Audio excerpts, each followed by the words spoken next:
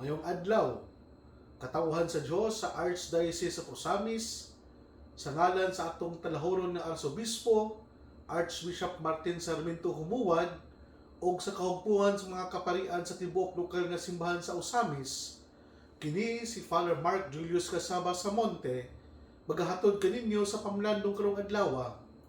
Karon, adlaw nga Martes, sa ikinapulog siyam nga semana sa ordinaryong panahon, Agosto 13, 2024. Ang ebanghelyo nga atong pamalandungan karong adlaw, putlo nato sa ebanghelyo ni San Mateo.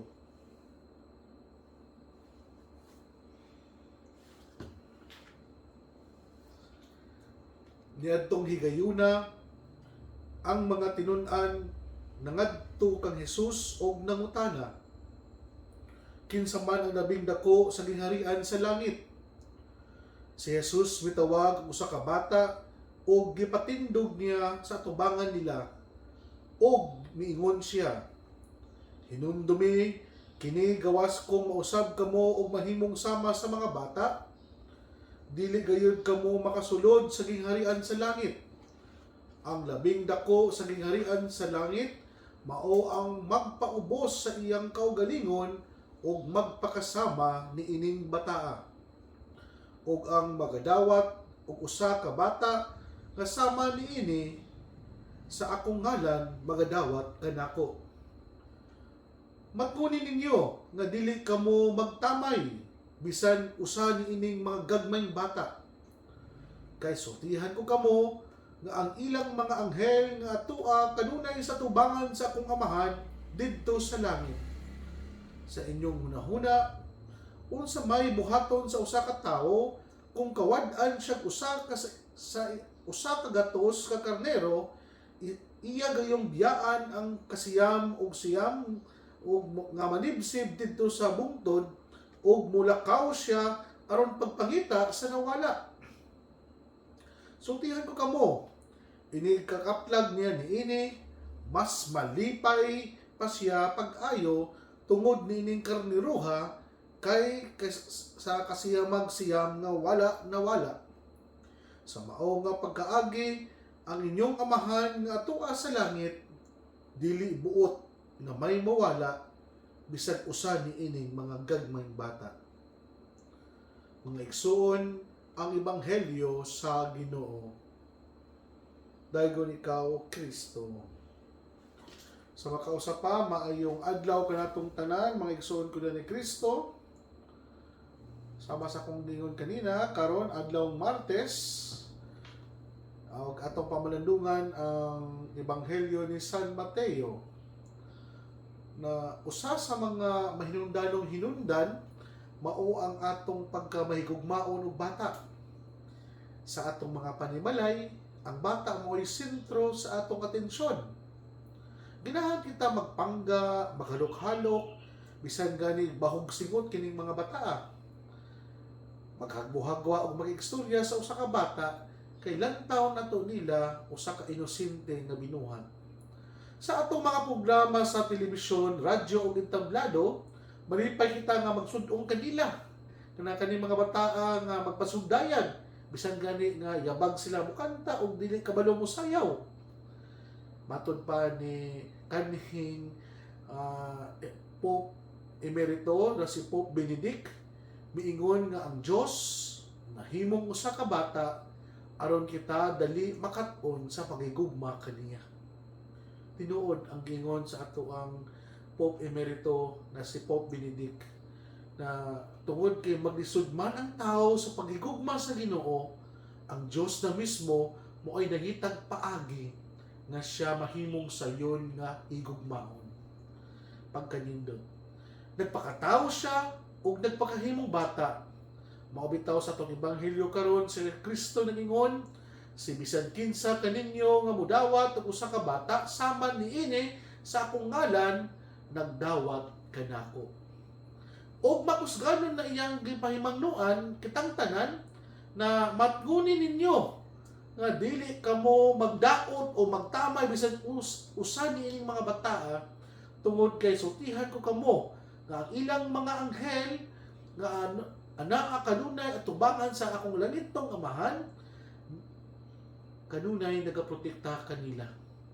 Subot pasabot kung sa di ato mga angay makatunan as we face some problems about this mga kabataan sa modernong panahon.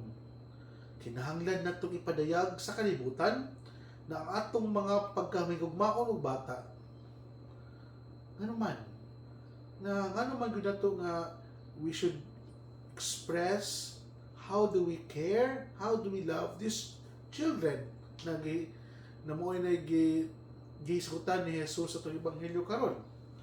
Una sa tanan, kung nakamatikod mo, nagkadaghan karon ang mga bata nga nahimong biktima sa pang-abuso.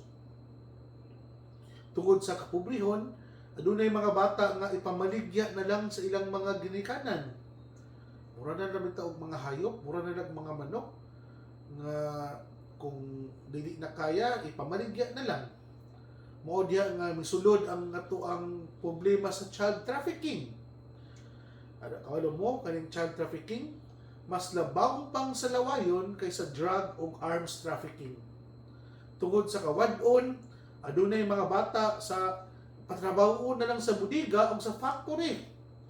Labaw nga sa lawayon mao ang paghimo sa mga bata nga child prostitutes. Mabitaw nga makapangutana po aning mga ginikanan aning mga bata. Grabe gid no? Nga daghan ang mga bata karon nga nahimong biktima dili lang sa verbal o physical nga pag-abuso kundi usab sa sexual usab. Busa mga igsoon ko ni Kristo, isip Kristohanong katilingban maghiusa kita sa pagpanalipod sa atong mga kabataan batok sa bisan unsang porma sa pang-abuso. Atong dasigon ang atong mga lawmakers sa atong nasod sa pagpanday og mga balaod nga manalipod sa katungod sa mga bata. Dugan panini makasubo ang kahimtang sa mga bata nga napasagdan na lang sa ilang mga ginikanan. Adunay mga bata nga nagdatagaw diha sa plaza, diha sa kadalanan. Kinsa hain man ang ginikanan aning mga bata, makapaingon ta nga hain man ang ginikanan aning nila. Asa man sila mga tulog? Asa man sila mga on? Gawas aning mga bataan nga naa sa kadalanan, aduna usay mga kabataan nga nabiyaan sa ilang mga ginikanan diha sa panimalay. Ang mga hinungdan, pabantayan na lang sa mga lola o sa mga yaya. Tungod sa pagpanarbaho sa abroad, lagi sa pagpanginabuhi para ma-provide materially ang pangailangan sa ilang mga anak. Apan, nakalimtan nila nga ang emotional o espirituhanong kinabuhi moo'y naapektuhan pag-ayo aning mga bataa nga ilang gibiyaan. Dili ikalimod nga daghan kanila hinuon dili man tanan ang masulub-on o nagkaproblema na noon sa ilang pagkatao. Atong dasigon ang mga ginikanan nga dinhi nga mangunho na og maglantaw kanunay sa kinatibuk ang kaayuhan sa ilang mga anak. Kaya bitaw dili lang ka partial, dili lang ka subjective nga mulantaw, kundi holistic ba nga pagtubo sa imong anak, spiritual, ilang mental, ilang psychological, dili lang material. Kaya kung ano man, atong timan-an ang pagginahanglan sa mga bata, dili lamang kwarta o material nga butang, kundi labaw sa tanan, mao ang presensya, pagpangga o gugma sa ilang mga ginikanan. Usa na jud sa mga basic pod na atong timanan. Busa sa pagpangita og trabaho ug panginabuhi, atong iapil pagtimbang-timbang mga ginikanan ang kinatibuk ang kaayuhan sa atong mga anak. Kung kini buhaton ba nako, tinuod ba gyud na makatabang ni, makapaayo ni sa ako ang anak? Kung mabiyaan ako akong anak, na abay laing tao na pwedeng maka-fill in sa akong kakulangon, mga anak, i-consider na sa imong paghimong desisyon. Sa katapusan, atong pamalandungan ang makasubong kahimtang sa mga magtiayon na dili na ganahan mga anak Tungod kay kuno ang bata makahasol sa kinabuhi o makababag sa pag-asenso.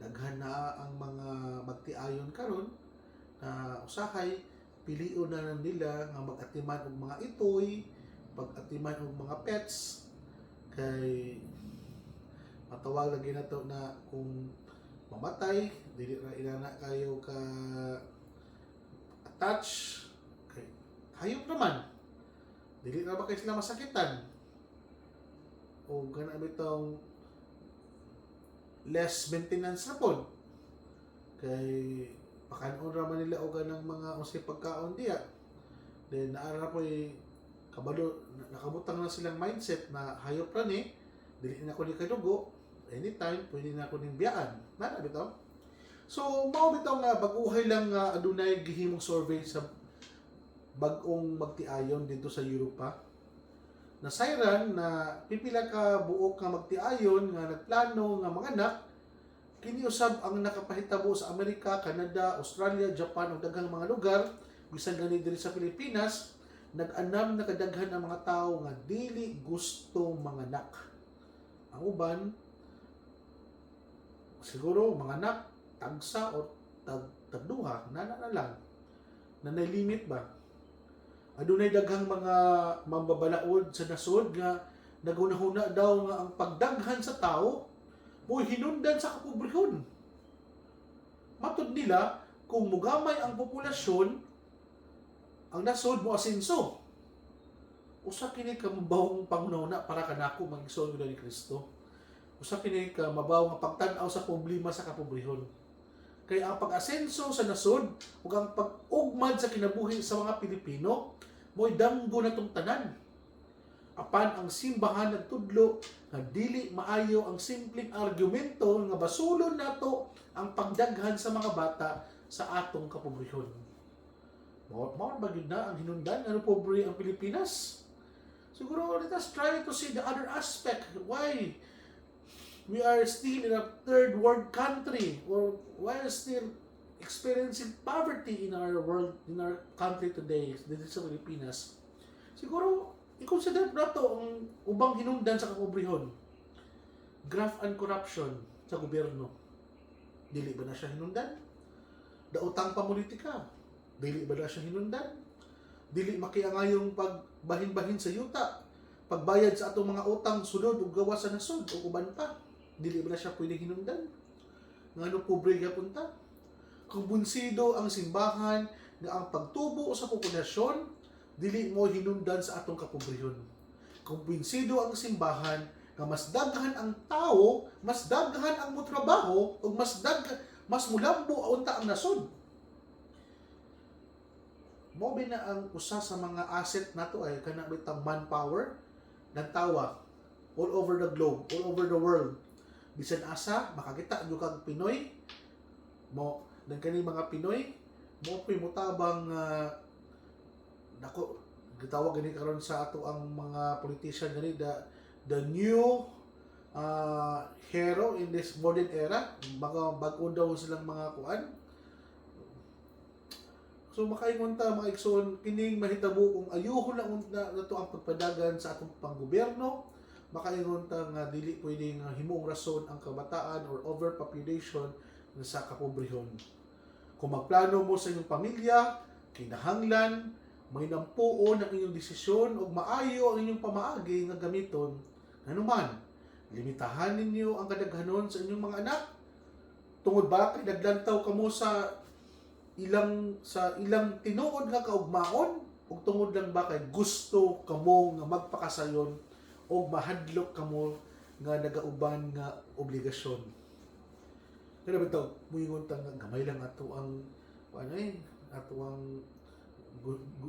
dili ko gusto mga anak og daghan kay tungod lang ba yun kay gusto nimo for a welfare sa imong anak or tungod kay nahadlok na jud ka obligasyon hinumdumi na sa kanunay ang Dios mismo naghimo sa bata nga instrumento aron mahiduol og mahigugma kaniya si Kristo nag-ingon nga ang bata magpahinumdum kanato sa mga mahinungdanong hiyas Kristohanong kinabuhi sama sa pagkamasaligon samahan, pagkasimple sa kinabuhi, pagkadali malipay, o pagkadaghan, o pagkagaan sa kamubuton, o pagkamasinugtanon, o pagkamatinuuron, o mapausanon, o pagkamapasayloon. Daghan kayong hiyas ang mga bata mga igsuon, kapuy ditang makaton kanila.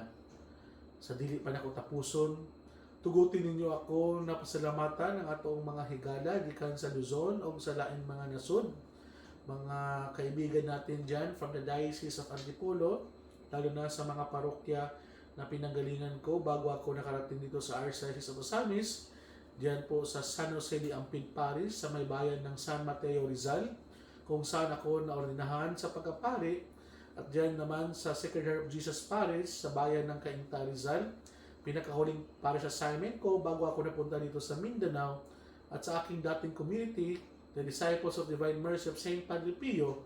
Salamat po sa inyong walang kupas at magandang pakikisama at pagtanggap nung ako po ay bumisita dyan sa atin sa Luzon last week, para po ihatid ang ating kapatid na pari from the Archdiocese of Osamis na mag-aaral sa Loyola School of Theology na si Father Jesse Langgam para sa kanyang Masteral of Spirituality. Siya po ay pinadala mismo ng ating mga duping bishops.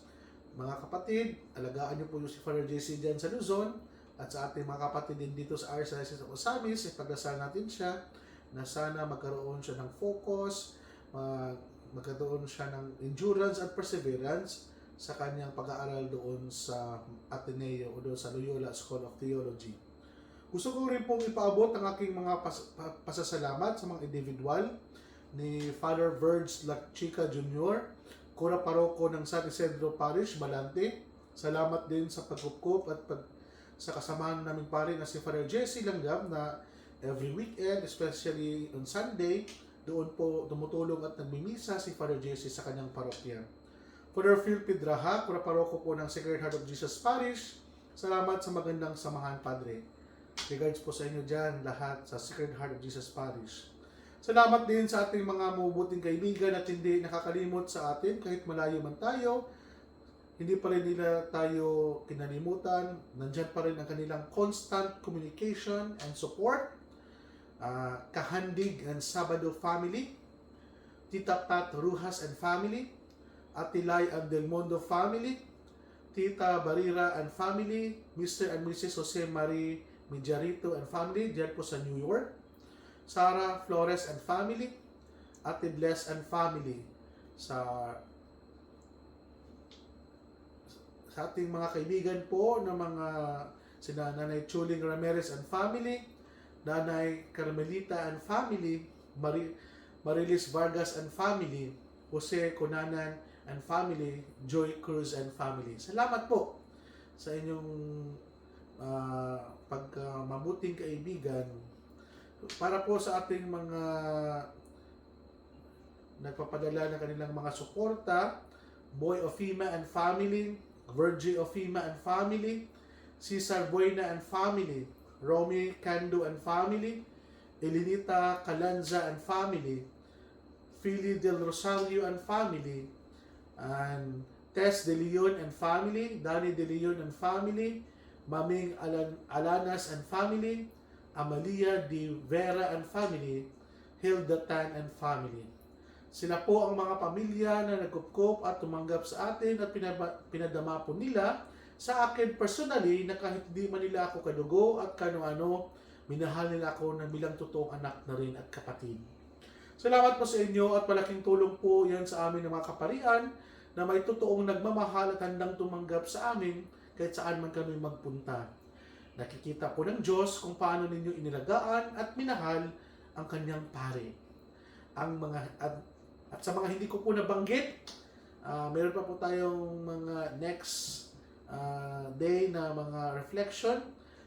Paki-comment po, pakibigay po inyong mga pangalan para maisama ko po kayo sa susunod na araw ng aking reflection.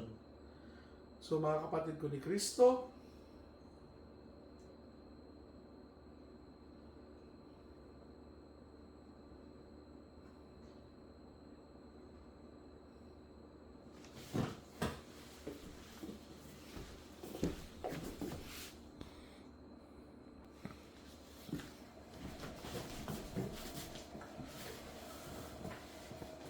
Mga igsoon ko din ni Kristo, din nila kukutob, ayaw kalimot na ang pulong sa Dios angay gayon nga pamation, pamanandungan o paningkamutan nga mapuy-an. Bulahan ang tao nga naningkamot magpuyo sa pulong ni Jesus. Sama siya sa usa ka kahoy nga gitanom daplin sa sapa, nga kansang ang dahon dili gayud malaya, ug timpo sa tingbunga muhatag siya maayong bunga.